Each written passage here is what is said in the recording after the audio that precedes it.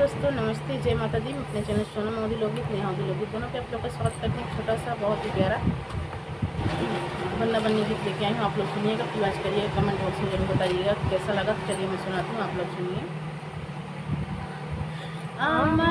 महुआ के झूमी डरिया, महुआ के झूमी डरिया, तानी देखा हो बन्ना बन्नी के ओरिया, तानी देखा हो बन्ना बन्नी के ओरिया।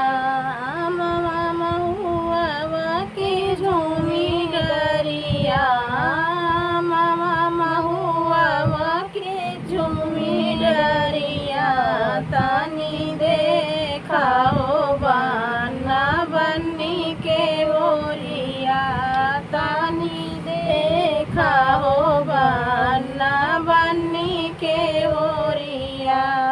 बन्ना के सिर पे वो मौरा सोहई, बन्ना के सिर पे ओ मौरा सोहई, मौरे सवारे वहाँ की सखिया, मौरी सवारे वहाँ की सखिया, तानी देखा हो बन्ना बन्नी के ओरिया, तानी देखा हो बन्ना बन्नी के ओरिया।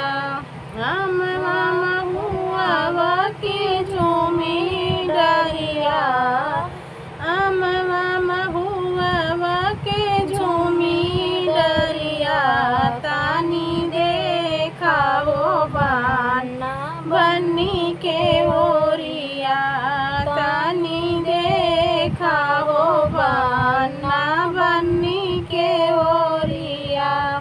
बन्ना के अंग पे वो जामा सोहई, बन्ना के अंग पे वो जामा सोहई, जामा सवारेंगी वहाँ की सखिया, जामा सवारेंगी वहाँ की सखिया, तानी देखा हो बन्ना बन्नी के ओरिया, तानी देखा हो बन्ना बन्नी के ओरिया।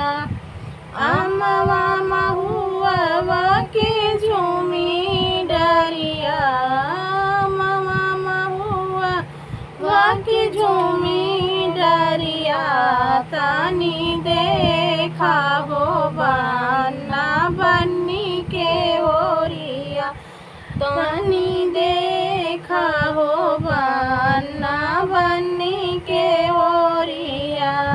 बन्ना के पैरों में वो जूता सोहई, बन्ना के पैरों में वो जूता सोहई, जूता सवारेंगी वहाँ की सखिया, जूता सवारेंगी वहाँ की सखिया, तानी देखा हो बन्ना बन्नी के ओरिया, तानी देखा हो बन्ना बन्नी के ओरिया।